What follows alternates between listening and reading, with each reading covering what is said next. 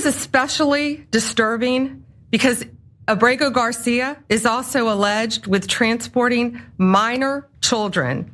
The defendant traded the innocence of minor children for profit. There are even more disturbing facts that the grand jury uncovered. It is alleged this defendant is part of the same smuggling ring responsible for the death of more than 50 migrants in 2021 after the tractor trailer overturned in Mexico. This is part of that same ring. The defendant abused undocumented alien females, according to co-conspirators who were under his control while transporting them throughout our country. We're gonna get to the substance, but did she say Mexico? Yes. Is that the first time she's seen that word?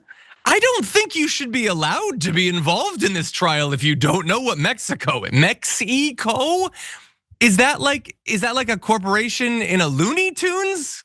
Like what are you talking about, Anyway, look, I have to laugh because the reality of this update on the Kilmar Abrego Garcia story and the entire thing from the very beginning has been too ridiculous. They accidentally violated a court order and deported this guy, and then refused against the orders of multiple levels of the judiciary to bring him back. So now they're finally bringing him back, but only so they can lock him up for things that they've been asserting that he's done for a long time and they've presented no evidence of, other than, I guess, a photoshopped image of some letters that weren't on his hand that Trump thinks are tattoos. So anyway, you had there Pam Bondi implying that he is smuggling people. What they want you to believe is that he's bringing in kids for sex trafficking or whatever. If they have evidence of that, that would be big, and we would want to see that. I would also say if they had evidence of that, they'd present evidence of that. But we're now months into the story, and what do we have? We've got a zero and we've got a bupkis. And when you combine both of those, it's still basically nothing at that point. And so look, I keep an open mind. Some would say too much of an open mind. Some people would say that's why I'm going crazier with every passing day. But until actual evidence is presented, this is just another level of injustice being added on to the injustice we've already seen, where they are dead set on locking this guy up without being able to demonstrate he's done anything wrong. JR, what do you think? If it's taken them this long to try and come up, these things you said we've heard about. I hadn't heard some of these things that she's now accusing of now. I heard the thing about him getting snatched up next to some folks in front of a Home Depot because he was wearing Chicago Bull stuff. That's what I heard. So this whole thing about transporting folks and then running some kind of a ring of trafficking, I don't know. So this is the point.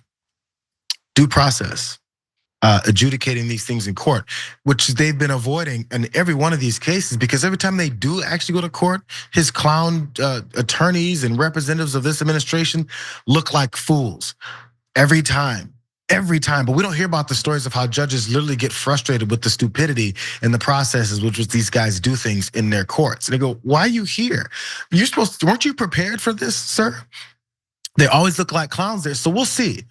Bring your case, make your clown case, and if it makes any sense, that's the purpose. That's how these things are supposed to work. So have at it, bro, have at it. Why'd you wait so long for this concrete evidence to come out? Because now what you've set up is for people like me to not believe anything you say because you've been lying for so long. So you can come with some concrete evidence if you want now, but there's way too many people now who realize how much you lie and make things up. There was another guy who was framed completely. I think it was in Tennessee. Marsha Blackburn is still pushing this same lie that's been completely debunked about what he was some threat that he had coming towards folks in administration. Yo, they lie so much that if they find this one moment of truth, you can't believe it. And honestly, there's no reason to. Yeah, like suspicious from the very beginning, from the lack of evidence, the weird animus they have against this guy, the inability to pronounce Mexico. It's just every aspect of this is strange and unjust. They're just an evil, cruel administration. That's literally all it is.